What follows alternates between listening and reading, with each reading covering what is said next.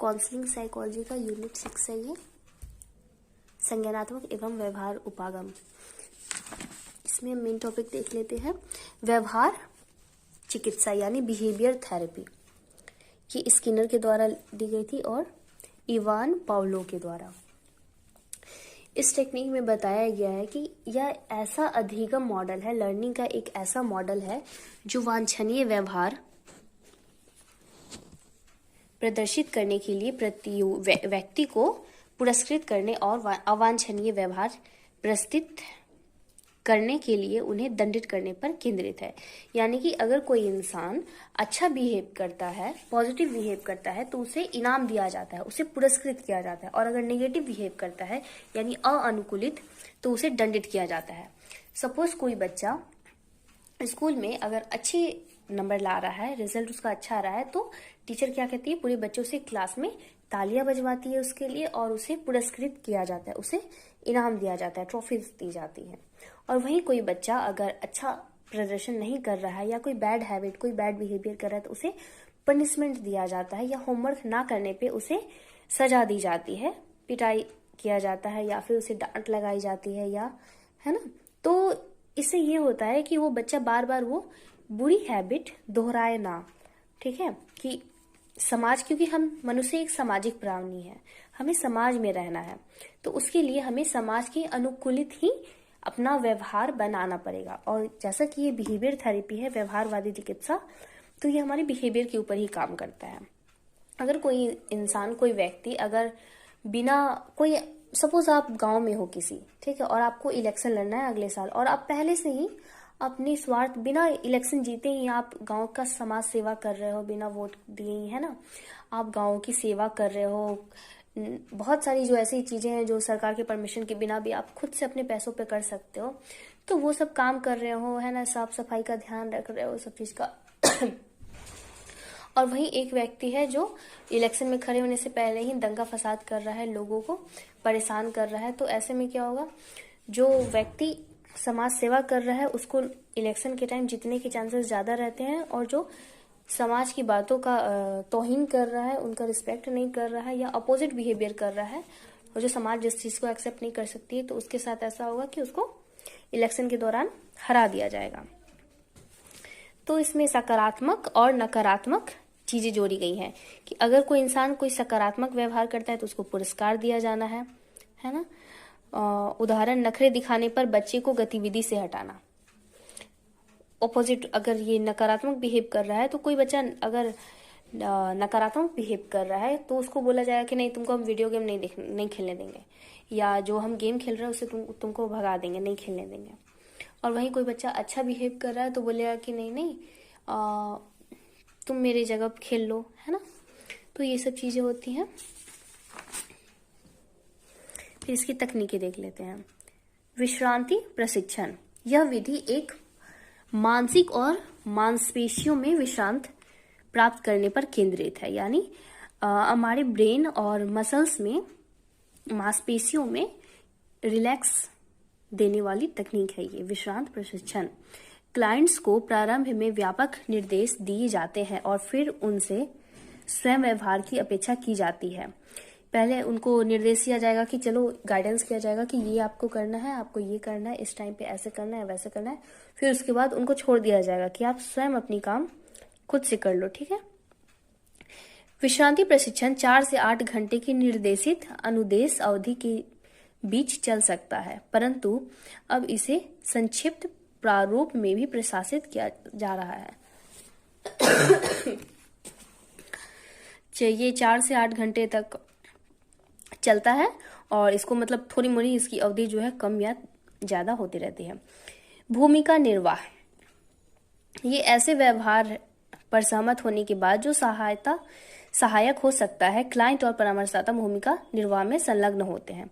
इसमें दोनों की भूमिका होती है। उदाहरण के लिए, कुहू नाम की एक बच्ची थी जो कि सामाजिक दुश्चिंता यानी सोशल एंजाइटी, और उसे सार्वजनिक स्थिति में अजनबियों से बात करने में बहुत डर लगता था। अगर किसी अजनबी को देख ली या भीड़ भाड़ में गई तो बहुत ज्यादा कांप जाती थी, एकदम डर फील करती थी, उनसे घबरा जाती थी, ठीक है, एंजाइटी था उन्हें। अब उसके लिए बहुत सारी ट्रीटमेंट्स ली जाएंगी। तो उसमें बिहेवियर थेरेपी यानी कि हमारा व्यवहार चिकित्सा का इस्तेमाल किया जाएगा उसको ठीक करने के लिए। कि उसको पहले क्या किया जाएगा, पहले कुछ लोगों से बात किया जाएगा, क्लाइंट और काउंसलर बात करेंगे, उसको समझाएंगे कि ऐसा नहीं होता है चीजें, आप बेवजह डर रही हो, ठीक है। वर्गीकृत कार्य सौंपना, यह ऐसी तकनीक है जिसका उपयोग अन्य व्यवहार चिकित्सा तकनीकों के साथ मिलाकर किया जाता है, ठीक है। जैसे कुहू का उदाहरण हमने अभी बात की कि उसे सोशल एंजाइटी थी, तो उसको पहले हल्के व्यवहार वाले परामर्शदाता अजनबी के साथ जुड़ने दिया जाएगा कि जो एकदम कम बिहेव करते हैं, है ना। दूसरे चरण में उसके साथ वर्गीकृत में क्या होगा कि दूसरा चरण आएगा, उसे किसी ऐसे व्यक्ति के साथ जोड़ा जाएगा, भेजा जाएगा जो मुखर एवं ऊर्जावान हो, जो बहुत बोलते हो, बहुत बातचीत करते हो, उसके पास जाने में अधिक खतरा है, ठीक है।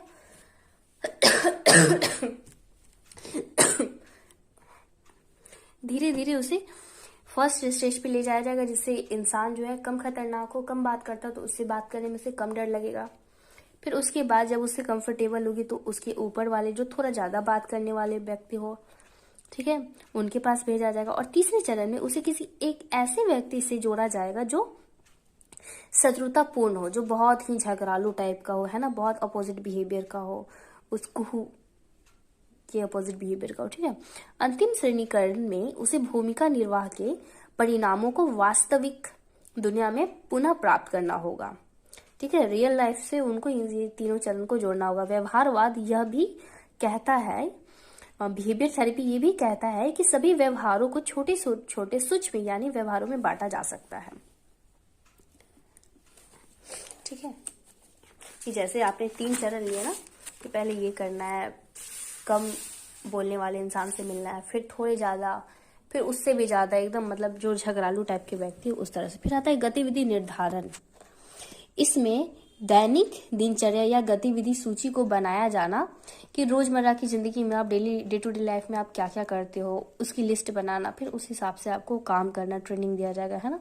कि धीरे धीरे आप जैसे दुकान पर जाओ, कुछ आपको चीजें चाहिए, दूध लाना है या कुछ राशन का घर का छोटा मोटा चीज, ग्रोसरी शॉप, आसपास की दुकान पे जाओ, फिर धीरे धीरे इस चीज को डिस्टेंस में करेगा कि आप थोड़ी सी दूर जाकर सब्जियां मार्केट का सामान लो, है ना। तो गतिविधि में ये चीजें आती। फिर आता है प्रसन्नता मूल्यांकन, यह तकनीक, ये सब टेक्निक्स है जितने भी है, ठीक है, बिहेवियर थेरेपी की ये सब टेक्निक्स बता रहे हैं हम। फिर आता है प्रसन्न मूल्यांकन, यह तकनीक सकारात्मक पुनर्बलन से प्राप्त प्रसन्नता पर निर्भर करती है। चिकित्सक क्लाइंट से यह चार्ट करने के लिए कहता है कि वांछित व्यवहार करने से पहले वह कितनी प्रसन्न का अनुभव, मतलब ये जो बिहेवियर आप कर रहे हो, उससे पहले आप कितनी खुश थे, बिहेवियर करने के बाद आपको कैसा फील हुआ, और इसके बाद आपको कोई पछतावा हो रहा है या क्या फील हो रहा है। जैसे सीबीटी का इसमें यूज हो रहा है थोड़ा थोड़ा, और ABC टेक्निक, ठीक है। फिर आता है क्रमबद्ध विसुग्राही, इसमें से 1-2 टेक्निक भी आप लिख लोगे तो सही है, इतना ज्यादा पढ़ने की जरूरत नहीं है। फिर मूल्यांकन इसका कि व्यवहार चिकित्सा तकनीकों का उपयोग चिंता, इसका उपयोग हम यूज कहाँ करते हैं, तो किस किस डिसऑर्डर के लिए करते हैं, तो किसी एंजाइटी, फियर, ठीक है, फोबिया के लिए करते हैं। तो फोबिया आता है आपका, स्ट्रेस आता है, चिंता और दुर्भित्ति। अवसाद का मतलब होता है हमारा डिप्रेशन, आघात EMDR के लिए। इन सब में हम व्यवहारवादी चिकित्सा यानी कि बिहेवियर थेरेपी का इस्तेमाल करते हैं। इसका मूल्यांकन में और आता है क्लाइंट की सीमाओं या जीवन जीने की समस्याएं संबंधी दावे को भी चुनौती देते हैं। कि क्लाइंट जिस तरह से जीवन जी रहा है, उसको जीने में इसको प्रॉब्लम हो रही है, तो क्लाइंट का इस चीज पे सोच, जैसा वो उसकी अवधारणा है लोगों को, सोसाइटी को लेकर या खुद की बिहेवियर को लेकर, वो कितनी सही है और कितनी गलत है, इस बात पे भी सवाल उठाने का काम इस थेरेपी में होता है, ठीक है।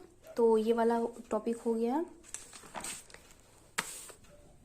व्यवहार संशोधन। नेक्स्ट हम व्यवहार संशोधन करेंगे। Thanks for watching. वीडियो पसंद आए तो लाइक करना।